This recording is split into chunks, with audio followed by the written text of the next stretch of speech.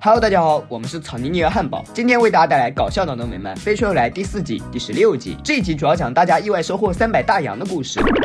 据报道，因为扎普带领士兵们占领了蜘蛛人的母星，缴获了价值1万亿美元的丝绸制品，所以尼格松心情大好，决定把制毒之后盈余的丝绸派发给所有纳税者。派发形式就以他的滑稽头像为消费券，免费送每人300大洋。这就好比天上掉馅饼，大家非常开心。班德想趁机快活，莉拉想和金鱼游泳，保洁大叔要去捡个价值300美元的新发型，约翰终于活得像个有钱人。但对于富婆艾米来说，300美元只能买100杯咖啡，这倒和弗莱的想法不谋而合。他当即就买下了第1杯咖啡。这时，扎普邀请莉拉和他的怪胎同事参加银鱼丝绸特别招待会，顺便炫耀了用300大洋租的奖章。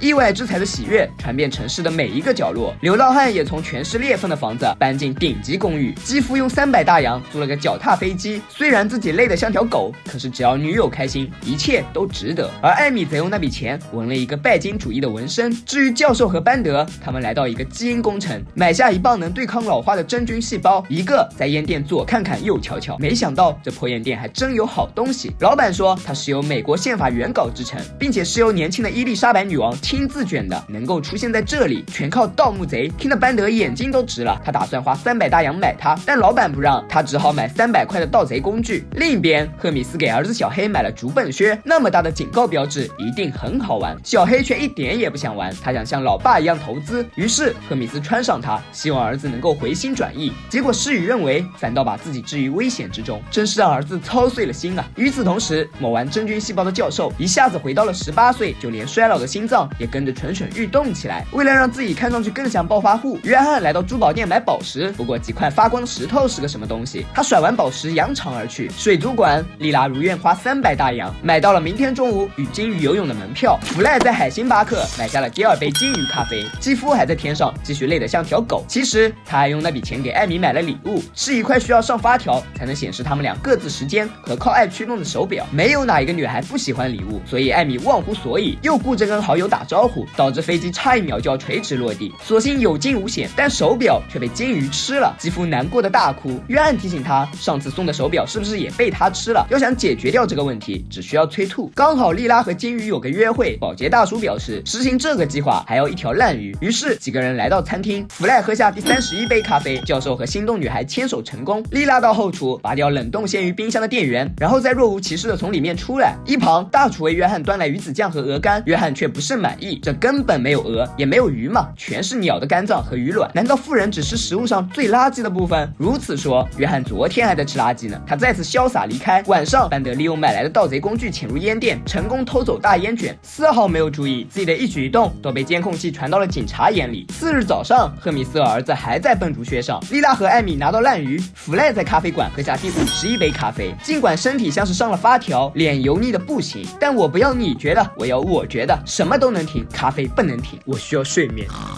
咖啡时间到。班德就不像他那么随便，为了对得起300大洋，他决定把大烟卷留到正式招待会上抽。中午，莉拉无视标语给金鱼投食成功，还免费送了他一件泳衣。约翰继续学富人，把时间浪费在没有意义的事情上。教授和心动女孩有了更进一步的发展。接着，金鱼表演催吐大法，引得前来逮捕班德的警察驻足观看，让班德趁机溜走。而基夫虽然拿到手表，却被警察逮捕，因为金鱼专家说他拿了水族馆的财产，手表也因此摔坏。几个小时后，招待会如期来临，扎普向众人炫耀战利品挂毯。约翰见夫人喜欢，便打算用全部家当买下它。老妈听见一阵嘲讽，表示她把又傻又穷模仿得惟妙惟肖，转身问这鞋擦多少钱。扎普回答10亿。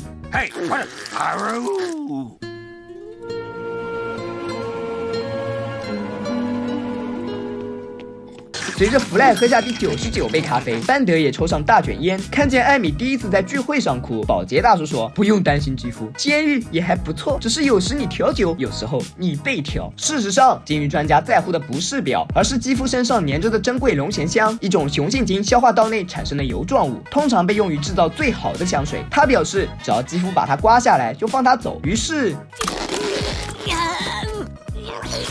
招待会仍在继续，教授正在与女友卿卿我我，谁知皱纹悄然而至，他仓皇逃走，女友上前询问原因，教授只好说出实情，却没有想到女友也把钱花在了一个疯狂的治疗上，他的真实模样其实是一个大胖子。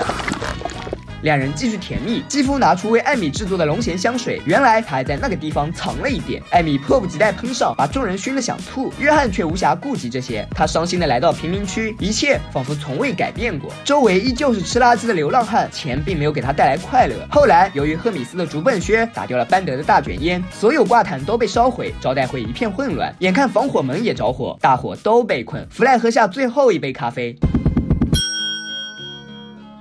时间瞬间被定格，他不慌不忙救下所有人，又用灭火器将火灭完。当做完这一切，时间才恢复过来，众人才慢慢苏醒。约翰也终于想到一个让钱使自己快乐的方法，那便是请流浪汉吃饭。最后，大伙加入这场聚会。赫米斯给儿子1分钱做投资，尼格松后悔不已，班德终究受到了法律的制裁。如果天上真的会掉馅饼，你会拿它来做什么呢？是像班德一样满足欲望，还是像教授一样改变外表，或者又像约翰一样当个暴发户？其实不管哪一种，都显示了每个人心底最在乎的东西。因为常年被皱纹困扰，所以教授才会迫切渴望年轻；因为一直很穷，所以约翰才会想要体会有钱人的生活；因为欲望无法被填满，所以班德即使犯罪也要拿下大卷烟。钱不仅仅是快乐的源泉，还是罪恶的出处。你可以用钱帮助需要帮助的人，也可以用钱买犯罪的工具。善恶其实只在一念之间。为什么富人愿意花50万只买一个包，穷人却在想他为什么会买这个包？没有钱的时候，钱是最重要的；有钱的时候，才明白世界上还有比钱更重要的东西。约翰可能一辈子都无法感受到富人的快乐，同样的，富人一辈子也感受不到穷人的难堪。钱并没有让我快乐，哼。本期视频就到这里了，喜欢的小伙伴别忘点赞、评论、加关注，咱们下期再见，拜拜。